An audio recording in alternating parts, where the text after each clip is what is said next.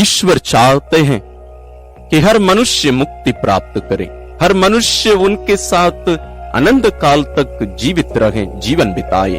उसी के लिए ही ईश्वर हम हर एक को बनाए हैं। सारी सृष्टि का निर्माण ईश्वर इसी कारण से किए, और हम हर एक को अपने समान, अपने प्रतिरूप में, हमारी मां के गर्भ में अपने हाथों से ही ईश्वर ने इसलिए ही बनाया, और इसी कारण से अपने इकलौते पुत्र को, प्रभु यीशु क्रिस्त को मानव रूप में इस धरती पर भेजे ताकि हम सभी मुक्ति प्राप्त कर सके।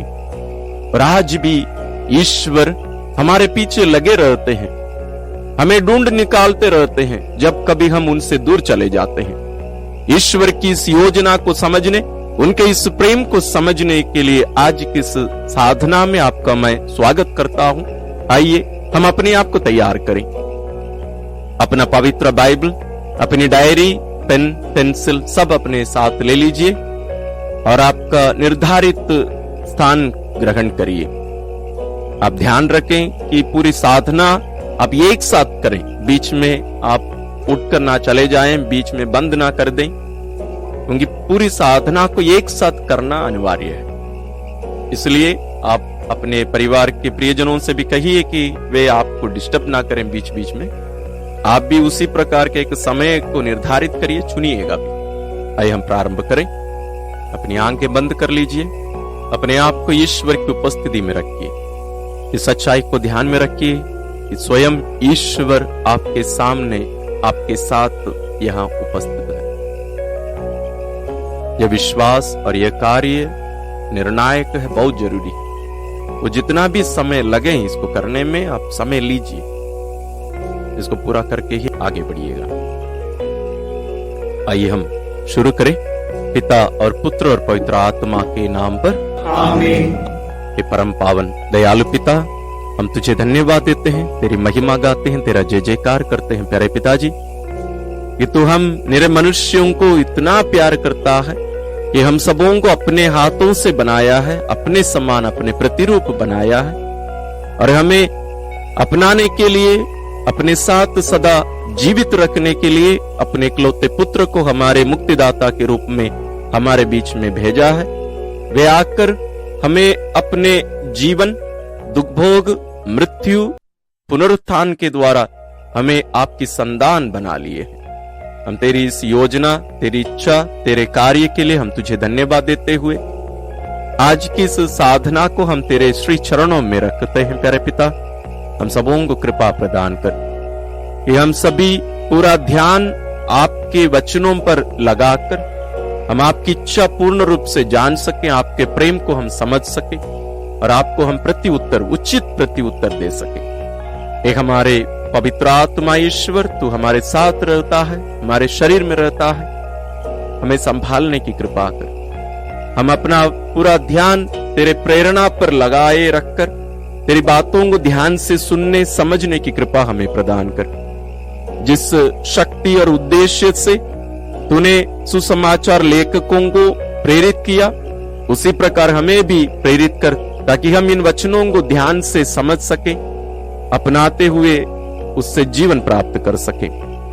हे प्रभु यीशु क्रिस्त, तू ही पिता का वास्तविक सच्चा वचन है, तो हमारे बीच में रहा, आज भी रहता है। तुझे हम धन्यवाद देते हैं तेरी इच्छा के लिए, तेरे कार्य के लिए। और आज हम विशेष रूप से साधना को तेरे पावन चरणों में रखते हैं, हमें आशीषित कर। हम जो लोग उस समय में 2000 साल पहले तेरे पास रहकर तेरी इन बातों को समझे, तुझसे जीवन पाए, उन्हीं के पच्चनों पर हम भी चल सके। एक हमारी प्यारी मां मरियम और सभी संत स्वर्गदूतों हमारे लिए प्रार्थना करिए, हमारा साथ दीजिए।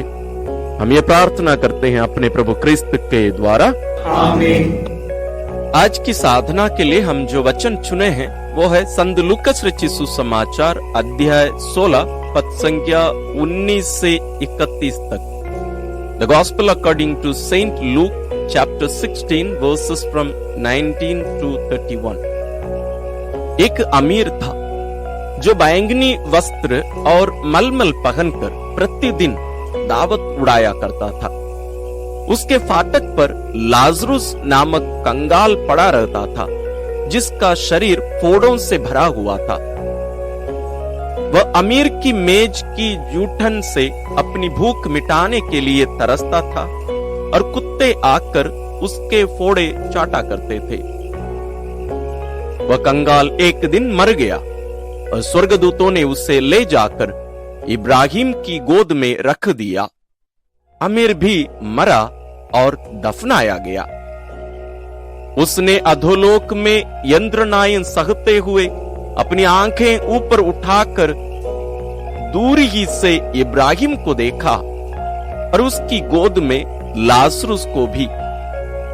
उसने पुकार कर कहा, पिता इब्राहिम, मुझ पर दया कीजिए और लाजरुस को भेजिए, जिससे वह अपनी उंगली का सिरा पानी में भिगोकर मेरी जीभ ठंडी करे, क्योंकि मैं इस ज्वाला में तड़प रहा हूं।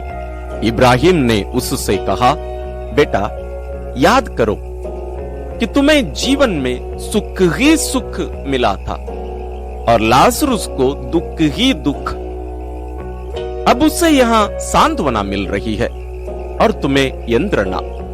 इसके अतिरिक्त हमारे और तुम्हारे बीच एक भारी गर्त अवस्थित है।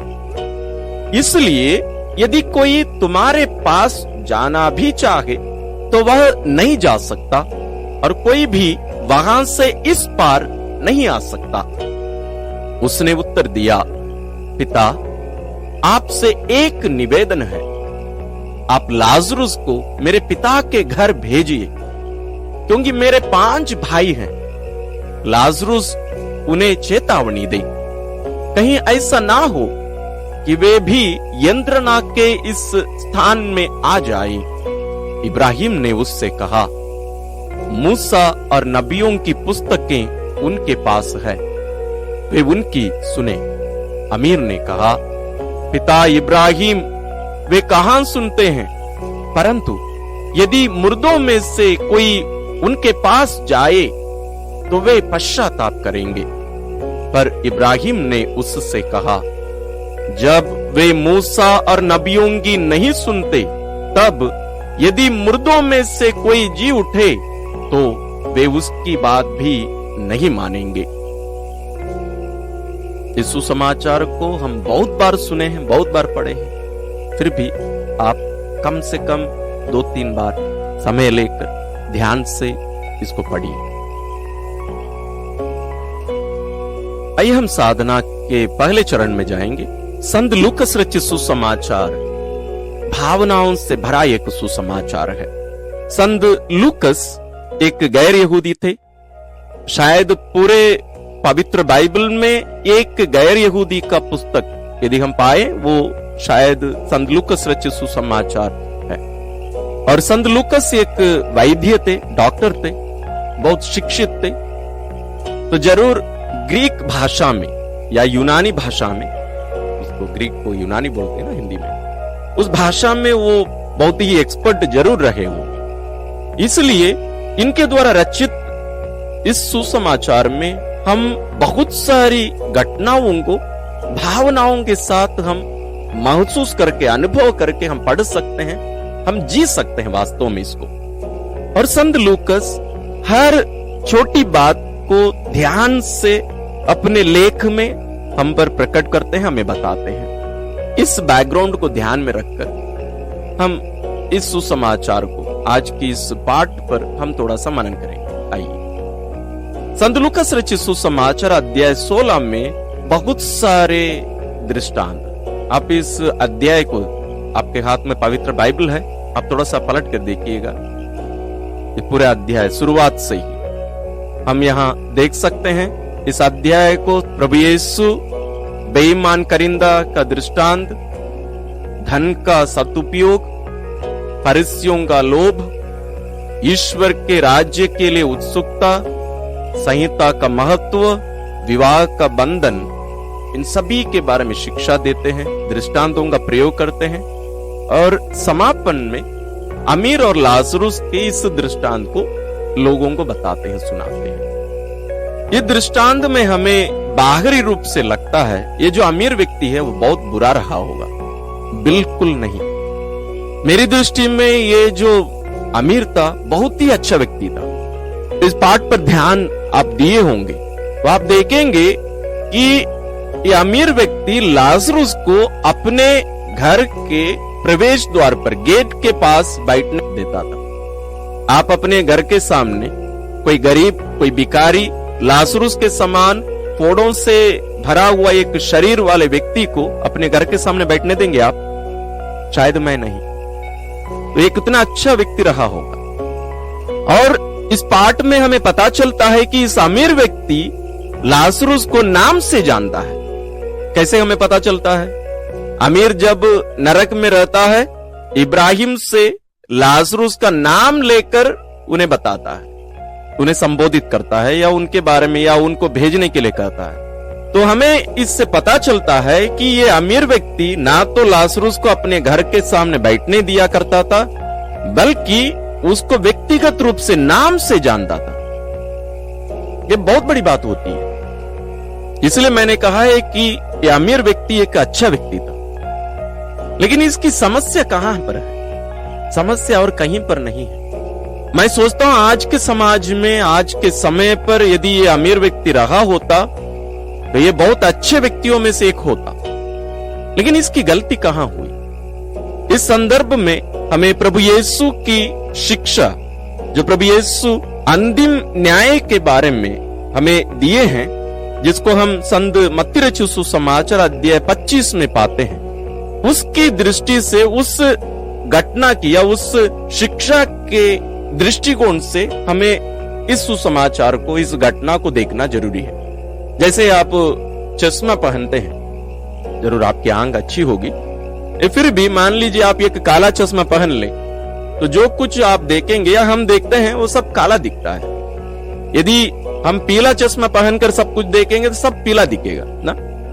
उसी प्रकार उस दृष्टांत का चश्मा पहन लीजिए और इस घटना को या इस दृष्टांत को आप पढ़िए। आइए हम उस दृष्टिकोण से, उस चश्मे के द्वारा हम इस दृष्टांत को देखते हैं। सबसे पहली बात, उस दृष्टांत में प्रभु यीशु क्या कहते हैं? नरक जाने का और स्वर्ग जाने का एक ही निर्णय या मापदंड प्रभु यीशु ये बताते हैं कि जितने भी जरूरतमंदों को, उनकी जरूरतों को पूरी किए, उन लोग सब स्वर्ग गए। जो उनकी जरूरतों को पूरा नहीं किए, उन लोग सब नरक गए। यही मापदंड। और उसके अंत में प्रभु यीशु एक महत्वपूर्ण बात बताते हैं। क्या है? जब कभी तूने इन जरूरतमंदों को, तूने उनकी जरूरतों को पूरी की, तूने मेरे लिए किया। वो सब तूने मेरे लिए किया। मेरे इन छोटे भाइयों में से किसी एक के लिए भी तूने जो कुछ किया, तूने वो सब मेरे लिए किया। यही है उसका सार। इस चश्मे को लेकर हम पहन लें और इस दृष्टांत को देख लें। तो लाजरुस जो इस अमीर व्यक्ति के घर के सामने, उसके गेट के पास पड़ा रहता था, वो जरूरतमंद था। वो प्रभु यीशु है। प्रभु यीशु उस शिक्षा के द्वारा हमें बताते हैं कि हर जरूरतमंद व्यक्ति प्रभु यीशु है। हम इस दृष्टांत पर आते हैं। यहां हम दो व्यक्तियों को देखते हैं। एक है अमीर जो हर दिन पार्टी करता था, हर दिन, सप्ताह में एक दिन नहीं, महीने में एक दिन नहीं, साल में एक बार नहीं, हर दिन दावत उड़ाया करता था। मतलब उसके 5 भाई थे और उसके परिवार वाले और उसके दोस्त यार जरूर आया करते थे होंगे। हर दिन वो पार्टी करता था और कपड़ा और भोजन के लिए वो बहुत पैसा खर्चा करता था। लेकिन हम देखते हैं उसके घर के सामने एक व्यक्ति पड़ा रहता है, एक कंगाल, एक बीमार, एक भिखारी। दुनिया का हर बुराई या एक दुर्दशा हम उस व्यक्ति में देख सकते हैं। वो कंगाल था, उसके शरीर में पूरा फोड़े थे, भरा हुआ था फोड़ों से, और उसकी स्थिति ऐसी थी कि उसका देखरेख करने वाला कोई नहीं था। कौन उसकी मदद करता था? कुत्ते। उन लोग आकर उसके फोड़ों को चाटते थे। लेकिन एक महत्वपूर्ण बात यहां हमें ध्यान में रखना है, वो है इस अमीर व्यक्ति का नाम नहीं है, ना केवल इस दुनिया में, ना नरक जाने के बाद में भी, लेकिन लाजरुस का नाम है। दूसरी बात, जब लाजरुस मर जाता है, स्वर्गदूत आकर उसको उठा ले जाते हैं और इब्राहिम की गोद में रख देते हैं। अमीर मर जाता है, वो दफनाया जाता है, मतलब वो नरक भेजा जाता है। उसका एक दृष्टिकोण से प्रभु यीशु हमें इस दृष्टांत में बताते हैं। हर जरूरतमंद ईश्वर की दृष्टि में, जैसे मैंने कहा, उनका पुत्र है। अभी जैसे प्रारंभ में मैंने शुरुआत में, आज की साधना के शुरुआत में ही मैंने कहा था, ईश्वर हर व्यक्ति के पीछे लगे रहते हैं। वे चाहते हैं कि हम हर कोई मुक्ति प्राप्त करें। इस संदर्भ में इस बात को ध्यान में रखकर इस सुसमाचार को हम थोड़ा सा देखते हैं। ईश्वर कुछ लोगों को जरूरतमंद बनाए, कुछ लोगों को अमीर बनाए।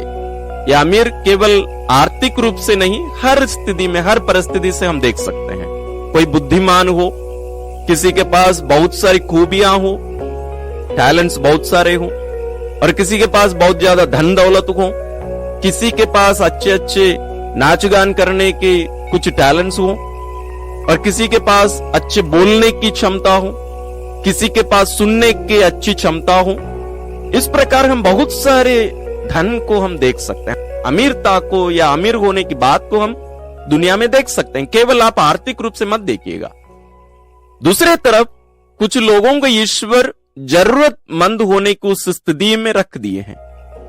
कोई बुद्धि से कम है या गरीब है, कोई आर्थिक रूप से गरीब है, कोई टैलेंट से गरीब है, कोई समस्या और परेशानियों से घिरे रहते हैं, कोई लाजरूस के समान है।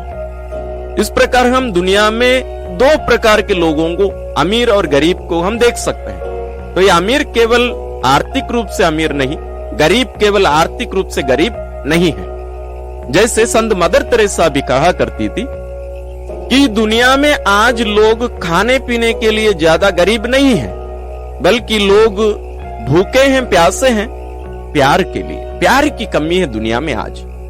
तो हमें जरूरतमंद को इस रूप में देखना अनिवार्य है, तो ध्यान में रखिएगा। तो ईश्वर यहां इस धरती में जो अमीर है, जो ज्ञानी है, जिनके पास धन दौलत है, जिनके पास टैलेंट्स हैं, उन सबों को ये क्यों दिए हैं और कुछ लोगों को क्यों जरूरत की स्थिति में रखे हैं? ताकि ये जो अमीर है दूसरों की सेवा कर सके। जो कुछ हमारे पास एक्स्ट्रा है वो सब हमारा नहीं, वो जो जरूरतमंद है उसका है। हम सामान्य रूप से अपने जीवन को कैसे देखते हैं? हम सोचते हैं कि हमारे पास जो कुछ है ये सब मेरा है, हम जो मेहनत किए वो मेरा है। तो मैंने मेहनत किया, मैंने ये सबको मेहनत करके पढ़ा लिखा, ये सब मैं पाया हूं, मेरा है ये सब। लेकिन वो मेरा नहीं है, हमारा नहीं है, वो जो जरूरत की स्थिति में है उसका है। इसलिए प्रभु यीशु भी उस समय जितने फारिसी और शास्त्री लोग थे उनके पीछे भी लगे रहते थे। अब ध्यान से देखिएगा, हर सुसमाचार में प्रभु यीशु इन लोगों के पीछे पड़े रहते थे, उनको डांटते थे, उनको शिक्षा देते थे, क्योंकि उस भाषा को ही उन लोग समझ पाते थे। लेकिन दूसरी स्थिति में आप देखिए, जरूरतमंद, बेसहारे, पापी, लाचार, वेश्या लोगों के पास प्रभु यीशु जाते थे, उनके पास उठना बैठना करते थे, उनके साथ भोजन करते थे। अब देखिएगा सुसमाचार पढ़ते समय उसका कारण यही था। इसलिए प्रभु यीशु अलग अलग दृष्टांतों को भी सुनाकर उन्हें अपनी ओर आकर्षित करने या सही मार्ग पर लेके आने के लिए भी वे कोशिश करते रहे। आज के इस दृष्टांत के द्वारा प्रभु यीशु उन्हें और हमें आज बताते हैं कि स्वर्ग जाने के लिए हमें एक ही रास्ता है, जरूरतमंदों की सेवा करना, उनकी जरूरतों को पूरी करना। और आज भी प्रभु यीशु अपनी इस इच्छा को हम पर प्रकट करते रहते हैं, हमारे पीछे पड़े रहते हैं, ताकि हम किसी भी स्थिति से स्वर्ग पहुंच सके। क्या आपको लगता है कि प्रभु यीशु आपके पीछे पड़े हुए हैं? आपको दंड देने के लिए नहीं, बल्कि अपनाने के लिए। उसके लिए अलग अलग माध्यम को ईश्वर अपनाते हैं। कोई कहानी के द्वारा, कोई घटना के द्वारा, कोई व्यक्ति के द्वारा, बीमारी के द्वारा, अच्छाई के द्वारा, एक मूवी के द्वारा, एक बच्चे के द्वारा, सृष्टि के द्वारा, सपने के द्वारा, अलग अलग रीति से ईश्वर हम पर अपनी इस बात को, अपनी इस इच्छा को, अपनी इस चाहत को प्रकट करते रहते हैं। जो ईश्वर भूतकाल में लोगों के पीछे पड़े रहे, उसी प्रकार आज भी करते हैं, कल भी करते रहेंगे। जब तक हम मरेंगे नहीं, ईश्वर हमारे पीछे पड़े रहेंगे, क्योंकि वे चाहते हैं कि आप और मैं स्वर्ग पहुंचे। जैसे अब्राहम लाजरुस को अपने छाती से लगा के रखकर स्वर्ग में उसको बिठा के रखे थे अपने गोदी में, उसी प्रकार ईश्वर आपको और मुझे अपने गोदी पर बिठाकर अपने छाती से लगाए रखना चाहते हैं। स्वर्ग में हमें अपने साथ वे रखना चाहते हैं। लाजरुस एक प्रतीक है उसके लिए। ईश्वर की इच्छा है। उसी मिशन में पिता ईश्वर अपने पुत्र को भेजे, पवित्र आत्मा को भेजे, कलीसिया का निर्माण किए। और अब हमें इस दृष्टांत को, ईश्वर की इच्छा को दो रूप में देखना है। एक है, मैं उड़ाव पुत्र के उस दृष्टांत को यहां लाना चाहूंगा। उसमें से एक है वो उड़ाव पुत्र जो पिता को छोड़कर चला जाता है, दूर जाता है। दूसरा वो बड़ा भाई जो पिता के साथ रहा। उसकी जिम्मेदारी क्या रही होती? उसको जाना था अपने भाई के पीछे, या उसको समझाना था भाई ऐसे मत करो, ये सही नहीं है। लेकिन उसका भाई कुछ भी नहीं किया। हम उस दृष्टांत में उसको देखते हैं। लेकिन जब वो भाई वापस लौटता है, उसके साथ, पिता के साथ आनंद मनाने के बदले वो अपने घर के बाहर ही रहा। उस खुशी में, उस आनंद में वो शामिल नहीं हुआ। हम किस रूप में हैं? क्या हम भी ईश्वर की शिक्षा को अपनाते हुए सही मार्ग पर चल रहे हैं? दूसरा प्रश्न, यदि हम गलत रास्ते में हैं तो सही मार्ग पर आ रहे हैं या नहीं? तीसरा प्रश्न है, यदि मैं सही मार्ग पर हूं तो क्या मैं जो गलत रास्ते पर चल रहे हैं उन्हें सही राह पर आने के लिए या लाने के लिए मैं अपना क्या योगदान देता हूं? मेरी कोशिश क्या है? यदि मैं ईश्वर के साथ होने का अनुभव करता हूं और दूसरे भाई बहनों को ईश्वर के पास लाने की कोशिश मैं नहीं करता हूं, मैं उड़ा पुत्र के उस दृष्टांत में आने वाले बड़े भाई के समान है, उस बड़े भाई के समान है। और मैं अकेले स्वर्ग नहीं जा सकता, वो भी जरूरतमंद है। ईश्वर की इच्छा से, ईश्वर के रास्ते से, ईश्वर के पास से वो दूर चला गया है। ईश्वर की इच्छा है कि वो ईश्वर के पास आए, ईश्वर उसको अपने पास ले आना चाहते हैं और उसके लिए आपका उपयोग करना चाहते हैं। लेकिन आप और मैं क्या ईश्वर की इच्छा सुनते हैं, पूरा करते हैं? बहुत सारे प्रश्न ईश्वर आज हमारे सामने रख रहे हैं। आज की इस साधना के माध्यम से हम थोड़ा सा इन बातों को अपने दिल में संजोए रखें, थोड़ा समय लें, मनन करें। बहुत सारी बातें हैं, थोड़ा ज्यादा समय लीजिए। अपने आप को इस दृष्टांत में आप कहां देख रहे हैं? इन प्रश्नों में से कौन सा प्रश्न आपके लिए लागू है? मनन करें।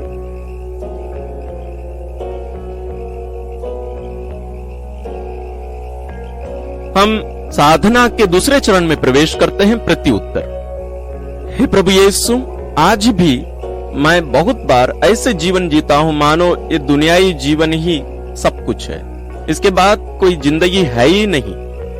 इसलिए जो कुछ मेरा है या जो मेहनत से मुझे मिलता है, मेरी मेहनत से, उन सबको मैं अपना मानता हूं और इस दुनिया में ही खत्म होने वाली जिंदगी के रूप में मैं अपना जीवन इस दुनिया में आज जी रहा हूं। ये सत्य है। बहुत कम मैं स्वर्ग और नरक के बारे में मैं विचार करता हूं और शायद मैं कभी कभी विश्वास भी नहीं करता इन पर। लेकिन मैं आज इस दृष्टांत के द्वारा अपने आप को उस मूर्ख के समान देखता हूं जो यात्रा करता है लेकिन कहां जा रहा है इसको वो भूल गया। मैं भी अपना जीवन शायद ऐसे ही जी रहा हूं। मैं स्वर्ग और नरक के बारे में मैं विचार नहीं करता।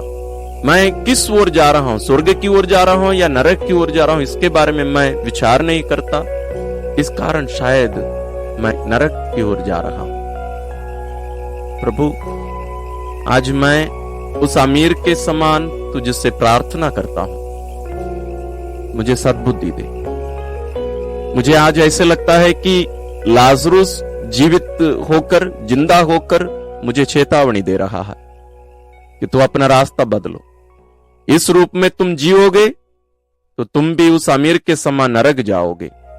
यदि तुम्हें स्वर्ग आना है तो तुम्हें ईश्वर की इच्छा के अनुसार ही जीना है। हे प्रभु, मुझे भी उस सही मार्ग पर स्वर्ग में अपना ध्यान लगाकर जीने की कृपा मुझे प्रदान कर। आइए हम इन बातों को और इससे जुड़ी आपके मन में जो बातें उठ रही हैं उनको आप प्रभु पर प्रकट करिए।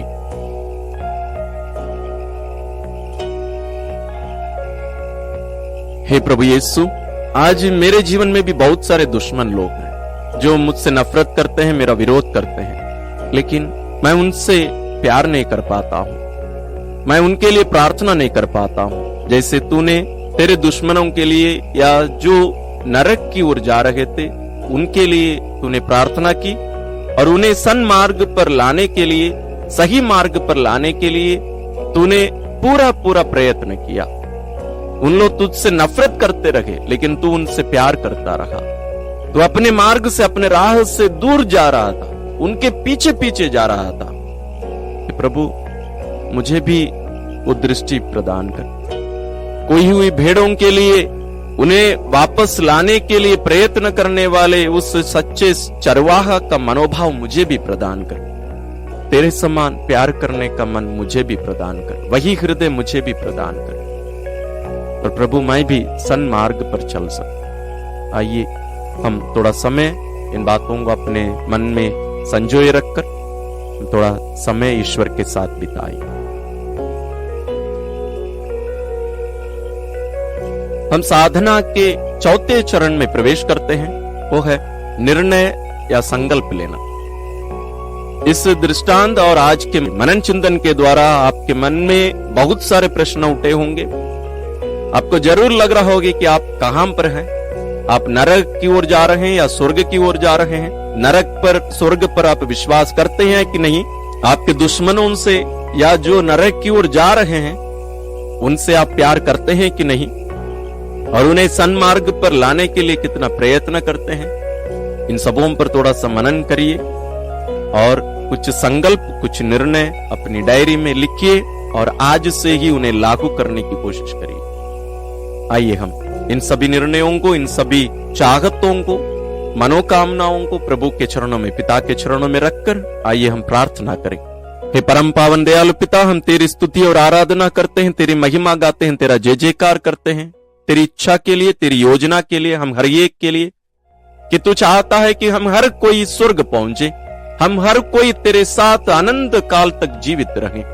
तेरी योजना के लिए, तेरी चाहत के लिए तुझे धन्यवाद देते हुए हम अपने आप को, दुनिया में रहने वाले हर एक व्यक्ति को तेरे पावन चरणों में लाते हैं। हम जो सन्मार्ग पर चल रहे हैं, हम सभी दूसरों को भी तेरे राह पर लाने के लिए अपने आप को पूर्ण रूप से अर्पित कर सके, और हम में से जितने भी लोग हम गलत राह पर हैं, नरक की ओर जा रहे हैं अमीर व्यक्ति के समान, हम सभी अपना मार्ग बदलकर तेरी इच्छा पूरी करने वाले हम बन सके। हमारे बीच में रहने वाले जरूरतमंदों के लिए अपना जीवन अर्पित करने की कृपा हमें दीजिए। उनमें तेरे पुत्र प्रभु यीशु को देखने की कृपा हमें भी प्रदान कीजिए। हे पवित्र आत्मा ईश्वर, आज के इस वचन के लिए तुझे धन्यवाद देते हुए तुझसे प्रार्थना करते हैं कि तू सदा हमारे हृदय में रहकर हमसे बातें करता है। हमें कृपा दे कि हम तेरी आवाज सुनकर तेरी इच्छा पूरी करने वाले बने। हे प्रभु यीशु क्रिस्त, जैसे तूने फारिसी और शास्त्रियों के पीछे पड़ा रहा, उसी प्रकार आज मेरे पीछे तो पड़ा रहता है। मैं अनुभव करता हूं, लेकिन बहुत बार मैं तेरी आवाज और तेरी बातों को दरकिनार करके मैं अपने राह पर ही बने रहना मैं चाहता हूं, इसलिए तेरे पास आने से इनकार करता हूं। मुझे कृपा प्रदान कर कि मैं तेरे राह पर तेरी इच्छा पूरी करने वाला बन सकूं, साथ ही तेरा साथ दे सकूं कि तू जैसा चाहता है कि हर कोई स्वर्ग पहुंचे, हर कोई तेरी भेड़ बन जाए, तेरे पास आए, मैं भी उस मिशन के लिए अपने आप को अर्पित कर सकूं। हे हमारी प्यारी मां मरियम, सभी संतों, स्वर्गदूतों, हमारे लिए प्रार्थना करिए ताकि हम ईश्वर के राह पर, ईश्वर की इच्छा के अनुसार चलने वाले बने और आप लोगों के साथ स्वर्ग में ईश्वरीय महिमा में जीने की कृपा हम सबों को भी मिले। हम ये प्रार्थना करते हैं अपने प्रभु क्रिस्त के द्वारा, आमीन। प्रिय भाई और बहनों, स्वर्ग की ओर इस राह पर ईश्वर और संतों के साथ चलने वाली इस यात्रा में हम सभी आगे बढ़ते रहें। ईश्वर आप सबों को आशीर्वाद प्रदान करें।